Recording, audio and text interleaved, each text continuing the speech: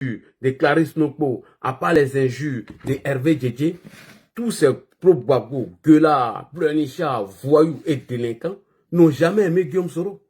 Ils l'ont jamais aimé, c'est des hypocrites dont ils vont vous envoyer des sujets pour vous divertir, pour vous distraire, pour vous raconter des bêtises et des sottises. À la réalité, il n'y a rien dans les bagages. Par où est envoyé le journal là, hein, où Gbagbo préparait le retour, et Alassane Ouattara préparait le retour de Laurent Gbagbo. Donc, bref, pour terminer sur ça, tu es fan de l'ADI. Hein. C'est qui m'insulte là? Je ne vois pas.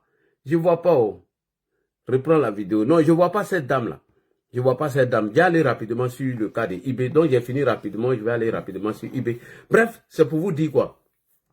Premièrement, le sujet qu'ils ont entamé concernant la mort de Gueye Robert, je résume. La mort de Gueye a profité à M. Laurent Gbagbo, puisque c'est le général de Goblé qui a été utilisé par M. Laurent Gbagbo, qui était au devant des chats depuis Akoudé, et ils ont commencé à tirer sur les éléments de Gueye, afin de chasser Gueye, et puis ils sont revenus. Et lorsque ils ont eux-mêmes invité Gueye à une rencontre à Abidjan, lorsque ce problème a debout, c'est eux qui sont allés l'assassiner. Et selon le commissaire du gouvernement, M. Ange Kessi, lorsque il y a eu l'introduction des choses, comment on appelle, Sega a été interviewé, il a fait des aveux, il les a dit qui était le commanditaire de la mort du général Robert Gueye et qui est parti en prison pour ça, c'est le général de Goblé. Donc on arrête de venir tromper les gens. Sissi a fait des aveux, Sissi était commandant de la garde républicaine, Sissi était colonel en ce temps, il était dans l'armée.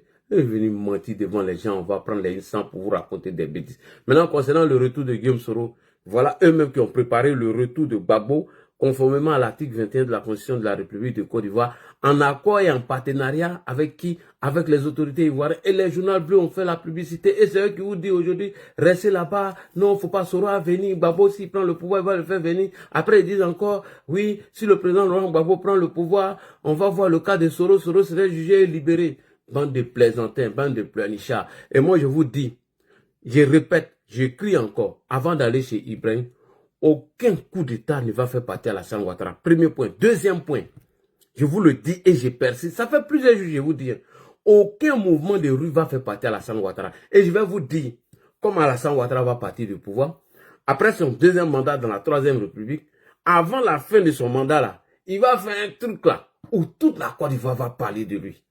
Et c'est dans ça maintenant, on va lui demander encore de refaire.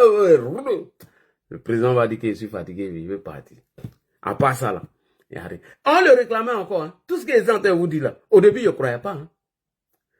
Quand ils m'ont dit qu'Alassane Ouattara serait réélu président, que c'est Dieu même qui a mis ça dans son destin, je ne croyais pas. Moi j'ai pleuré quand Amadou Bon a été choisi comme candidat. Dieu a dit non, que le monsieur n'a pas encore fini sa mission. Dieu a pris l'âme de Amadou Bon Coulibaly. Dieu l'a dit, toi là, tu n'as pas encore fini, il faut venir. Et Kader Sanogo l'avait déjà dit à des responsables RHDP. Kader Sanogo était à Korogo lorsqu'ils étaient en train de célébrer le choix sur la candidature d'Amadou Bon. Il a dit à nos parents, Kader Sanogo est là. Il a fait des révélations. Allez-y demander à Kader. Son livre là parle de la succession d'Alassane Ouattara.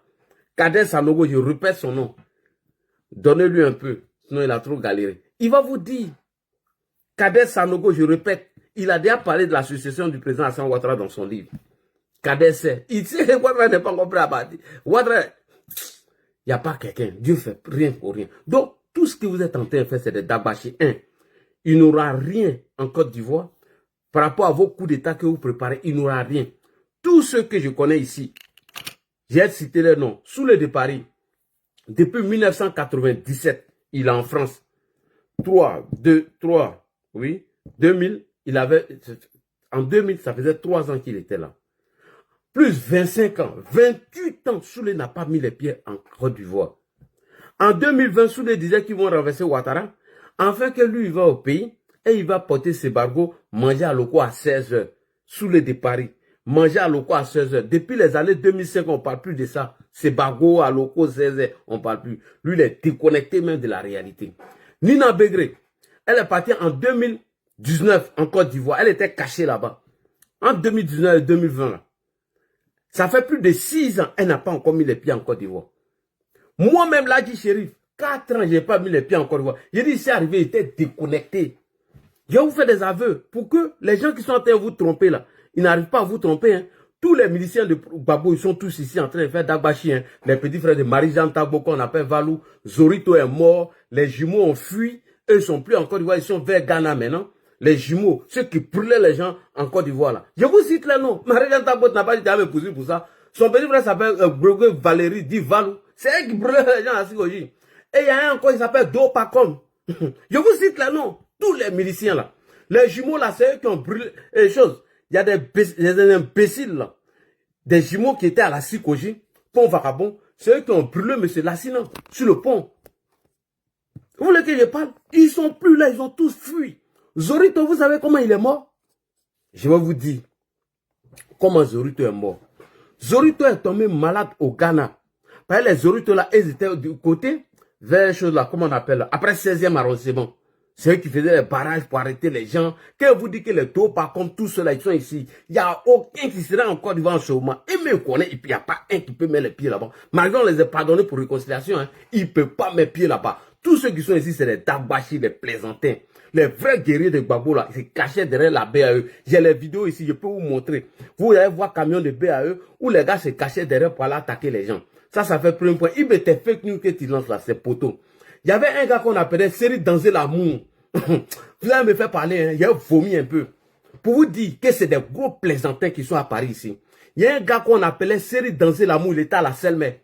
Série Danser l'amour, c'est eux qui montraient le quartier des gens. C'est eux qui montraient la cour des gens. Avec un autre Pacom, que je connais bien, j'étais à une de ses sœurs. Lui aussi, il était à la Selmer. Eux tous ont fui. Tous les pro-Gbagbo miliciens là. Ils sont sur TikTok, il n'y a aucun. Moi, je vous dis ça, il aura élection, rien du tout. Fouille. Fouille. Nous, on n'est pas dit faire la résistance. On n'est pas dit faire la résistance. Vous jouez, hein. Quelqu'un qui ont annoncé sa mort. Là où ils ont décrété plateau zone rouge, nous on est sorti. Oh, vous l'avez vu. J'ai dit, il n'y a aucun mouvement de rue qui a fait partie à la Ouattara. Je vous jure sur tout ce qui m'est cher. Aucun mouvement de rue qui a fait partie à la Ouattara. C'est la plaisanterie. Tout ce qu'ils font, ils annoncent sa mort, ils lancent les fake news à partir du Burkina. C'est blanc. Inch'Allah. J'ai dit, les gars, écrivez, enregistrez cette vidéo. En 2025, là, après le scrutin, là, vous avez me dire, Johnny Patio, quand on a un main son hein? Johnny a un main son il peut pas, il peut rien faire. J'ai dit, il n'y a aucun pro-Gbagbo qui va sortir. Un jour, j'étais à l'agence d'Orange à Cocody. Lorsque le président a annoncé qu'il était en bonne santé et qu'il veut continuer de servir sa nation, j'ai pris ma caméra. Dès qu'il a commencé à parler de politique, tout le monde s'est écarté de moi. Moi, il était bizarre, quoi. Après, j'ai éteint. Je suis allé au plateau, les débats qu'on faisait, les gens s'écartent de moi.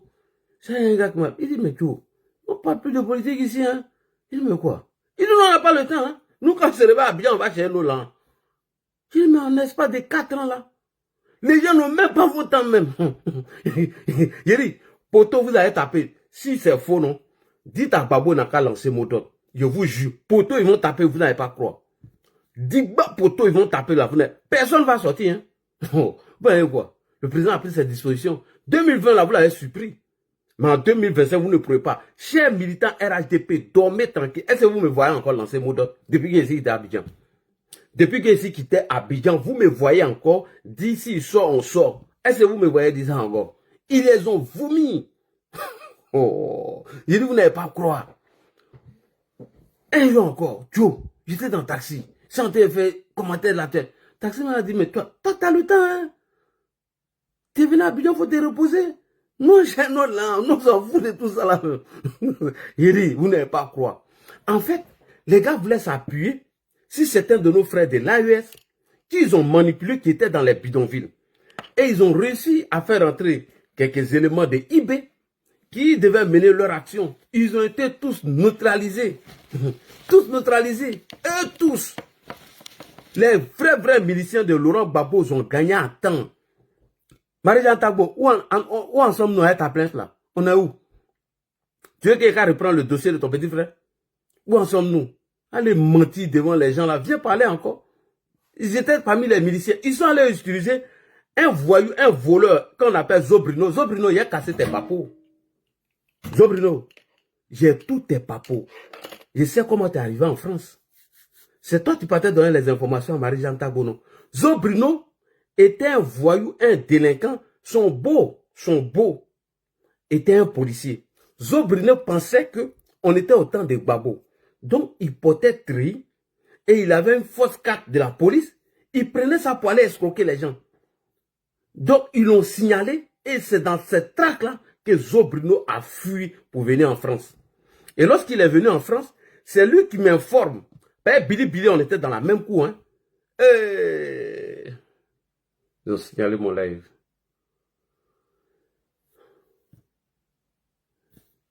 Mon live a été signalé. Mon live a été signalé. Mon live a été signalé. Hey, il veut bannir mon compte. Mais c'est blanc, je suis là. C'est blanc, je suis là. Ouais. Ils ont signalé mon compte. J'ai enlevé leurs commentaires. J'ai enlevé leurs commentaires. Vous allez me signaler, il serait là.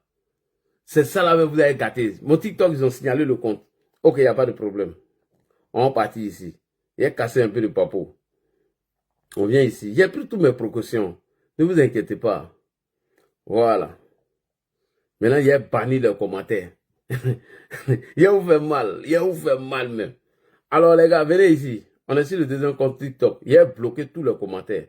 Voilà. C'est les vrais papos qui sont en train de casser maintenant. Attendez. Je vais aller dans réglage. J'ai enlevé les commentaires. Attendez. J'ai enlevé les commentaires. TikTok. Voilà. Paramètres des commentaires. J'ai banni les commentaires. Voilà. J'ai banni les commentaires. Je vais voir comment vous avez signalé mon live. Alors, on continue. Tapotez les gars. Ils ont signalé l'autre. Je suis ici. Il n'y a pas vous laisser en ensemble jusqu'à la gare. Il n'y a pas vous laisser. Il ne peut pas vous laisser. Il ne peut pas vous laisser. Il ne peut pas. Ils ont signalé mon TikTok. Alors, on continue à aller chez eBay. Il a cassé un peu de papeau aujourd'hui. Il faut qu'il casse un peu de papeau. Il a cassé un peu de dents. Il ne peut pas les laisser. Il ne peut pas. Ils ont signalé mon TikTok. Il ne peut pas monter aussi. Oh non. On dit, tu peux rejoindre live le 9 avril. C'est une semaine. 9 avril. C'est pas grave. J'ai revenu. Voilà. J'ai bloqué les commentaires. Tapotez les gars. Tapotez. Alors, je continue. Avant d'aller chez eBay. eBay. Ils vont jamais. eBay, je te dis ça aujourd'hui. Ils ne peuvent pas lever Alassane Ouattara. Ils sont en train de te tromper. Donc, il faut te concentrer sur ton combat face au VDP qui sont en train de mourir au front. Ils ne peuvent pas l'enlever. Je te dis ça. Ils ne peuvent pas enlever Alassane Ouattara. Oh. Ils ne peuvent pas enlever Alassane Ouattara. Pourquoi ils sont venus signaler mon TikTok? Pourquoi ils ont coupé mon TikTok? Donc, je reviens maintenant sur le sujet. J'ai dit, en 2025, enregistrer cette vidéo. Aucun moro de Gbagbo va sortir dans les rues. Tout ce que vous attendez, LDI, tout ce que vous entendez parler, LDI, Vinicha, il n'y a pas un qui va sortir. Je vous assure. Ils sont tous en France ici. Ils sont tous en France. Est-ce que quand Chérif Ousmane et les Ouattao, vous les avez vus sur TikTok, vous les avez vus sur Facebook? La stratégie, c'est quoi? Je vous explique.